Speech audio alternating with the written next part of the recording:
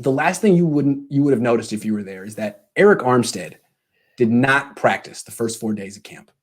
He was there. He was standing on the sideline for his teammates, but he missed 33% of camp.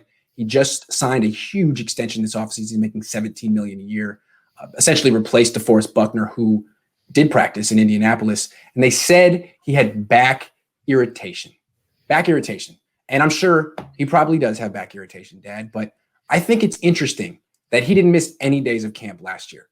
That's a quintessential contract year. He worked so hard. He was probably during games played harder than any other player on the defense.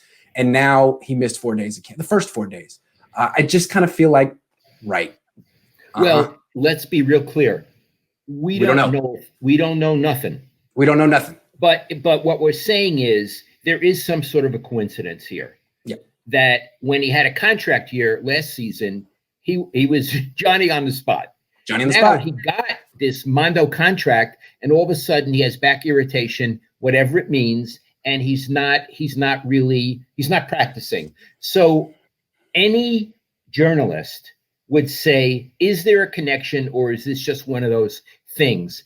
And what we have to say is we don't know the answer, but the question is out there.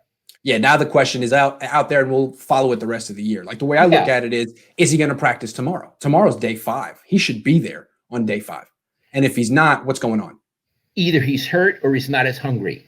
Yes. Again, we're not accusing him of being a malingerer. If he's not there tomorrow, then he really might be hurt. I would expect he'll be there tomorrow. But when we talk, I don't expect he'll be there tomorrow. He might really be hurt. Okay. All right. I don't have any expectation about tomorrow. My expectation is tomorrow will happen, and he'll either be there and if he's there, end of story. If he's not there, a question hovers over the field. Is he hurt, or is he not as hungry as he was a year ago? And, we've discussed ad nauseum, who should the Niners have kept, Buckner or Armstead, all offseason. The thing with Buckner, everyone said he's too expensive. You just can't pay all that money for a defensive tackle. Well, he's expensive because he's reliable.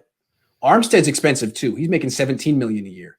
And he's more affordable. Well, if you're paying $17 million to a guy that you don't even know if he's going to be healthy, if the contract year was a one-off, if he's going to revert to what he was the first 4 seasons of his career, he's a total unknown. So I think it's safer to give $21 million a year to a guy that is durable, present, all those stuff, than $4 million less for a guy who you just don't know about anything.